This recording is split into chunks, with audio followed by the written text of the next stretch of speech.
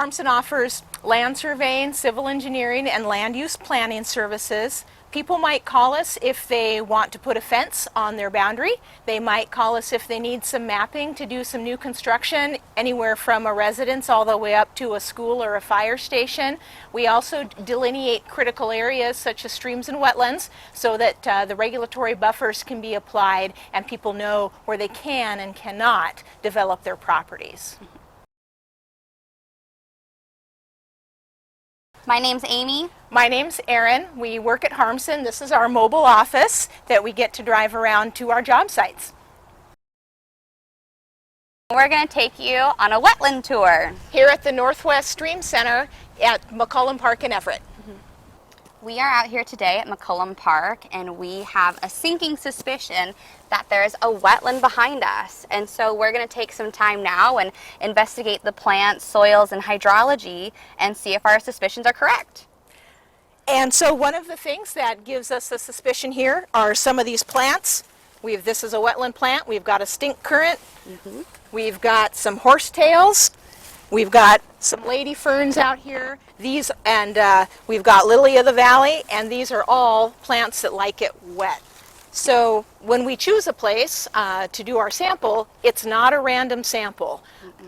We chose it because we see the plants here like it wet, so we're pretty sure that we're going to find what we're looking for, which is positive soil indicators. We already have our positive plant indicators. One of the wetland indicators that we look for is a sparsely vegetated concave surface, and this indicates that maybe there's too much water for plants to happily grow here, except for maybe skunk cabbage way back there in the back. The other thing that we look for are wetland soils, and so we do that by digging a test pit and examining the soils once we dig them up. So now I'll commence to do that.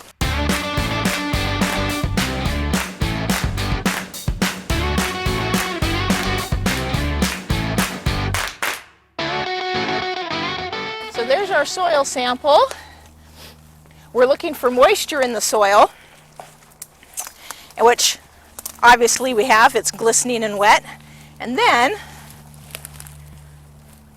we also look for indications that iron is suspended in the soil. So we're looking at soil color, and we're looking for differences. And some of these browner areas in the black indicate that iron molecules are moving through the soil and getting concentrated into little chunks while it's wet with water. These brown areas are areas where there might be iron concentrating as it's suspended in the water. And then the darker areas are organic soils, which is decomposed plant matter. And up here, you can see it's very dark, and this is close to the top, so this is going to be a lot of organic material, old plant leaves from the skunk cabbage, and other things that are falling in here. One thing that's important as we're working in sensitive critical areas is that we keep our equipment clean so that we don't promote the spread of invasive species, and those might be invertebrates. They might also be plants that can be transmitted through seeds in your soil. So it's always important to clean off your equipment before you go to the next spot.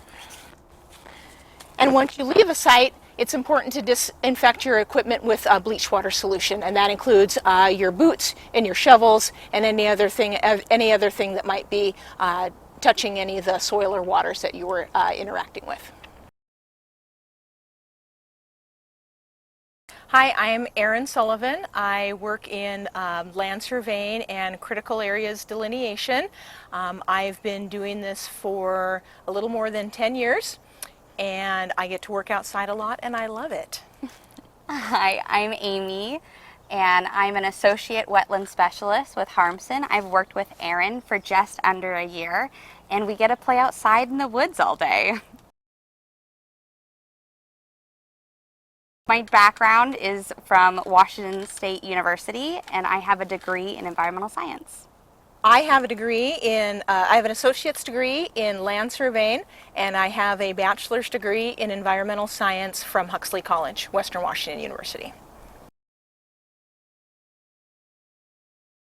skills that I think are really important in this job is being able to be creative and a little bit brave when you have to get out in the woods and deal with spiders and stinging nettle, and really being able to use your brain and think critically, and some attention to detail is really important. Skills that I think are important, number one, as Amy mentioned, some critical thinking, powers of observation, really being able to not get lost when you're out on a 40-acre site and be able to get back to where you were before.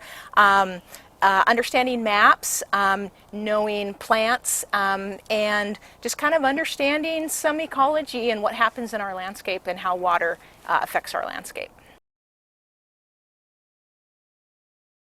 My career is unique because I get to combine some science and some hiking and technical writing and also maps all into one job.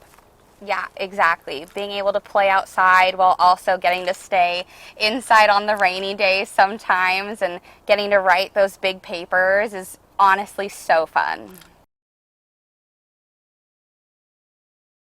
I definitely think that the toughest part of my job is kind of being known as the dream killers if you're trying to develop some crazy critical areas. And so while we try to be the bridge between regulations and we want to support the wetlands, we also understand that people need to develop and live somewhere. And it's hard to find a balance, but it's also really rewarding when we do. I agree. That's the hardest part, is having to tell somebody, yeah, you've got to add $25,000 to $30,000 to your project development costs because you've got a stream or a wetland. And those are generally the reasons that people are excited and love their property in the first place. Mm-hmm. And then to kind of break it to them that, yeah, you can't put your house right next to it. You've got to be some distance away. And then this is really going to affect what you get to do on your property. It's a regulated area, regulated by law. The best thing about my job is that I get to be outside. I get to write about nature. I get to look at plants, see birds, and all kinds of great things that I wouldn't get to see in many, many other jobs. And the second greatest thing about my job is that every project is different. Every project has unique challenges. It's a unique site. There's something different going on every single time. Yeah. I definitely think that the greatest part about my job is being able to essentially create little nature preserves everywhere that I go. I get to save critical areas while also allowing people to enjoy them. And so it's a great balance, and it's fun to be the bridge between homeowners and environmental regulations. Gosh, I think this job impacts the community because it opens up so many critical areas to people. It allows you to live on your stream within enough reason to also save the salmon. So we're saving the community by creating these areas where native growth can happen. The way that this job impacts the community is that we are taking national and local regulations, and we are helping landowners interpret how that affects what they want to do on their property. If it's, build a new house, divide their property up and to sell a portion of it, build a new garage, something like that. We help them understand how the laws affect what they want to do. This is Erynn. I got terrible grades in school, starting in elementary school. I was resistant to homework, and I always got an A in science class, which made my parents furious that I only got one A on my report card. I tried college when directly out of high school, and that was not a good fit for me. I was in the workforce for probably another 20 years before I decided to go back to college, and I got great grades once I was involved in a curriculum that I thought was compelling and interested me, and I graduated magna cum laude. Yeah, I definitely did my best in high school and college, and I graduated with B's and C's for the most part. It was definitely science classes that really were my fit, my little niche, and it's where I definitely got my best grades. I think the students in our community really need to know that these areas are important, and in order for you to keep seeing beautiful landscapes like this, we do have to be really mindful of our actions and really take care and educate ourselves in the way humans react with their environment. And while we all love our critical areas, we're losing a lot of them. So it's important to be in this field, and we really, really need great minds coming in. What I think is important for students to know about my field is that you can be interested in science, and you don't have to have an office job. So for people that don't like being on the computer, this is a great fit. You can be outdoors. It's physically challenging. It's mentally challenging. For my portion of what I do, I also do some technical writing and analysis. And if those are things that you like, being outside and kind of working on those puzzle pieces to get everything fit together, this is a job that might be a good fit for you.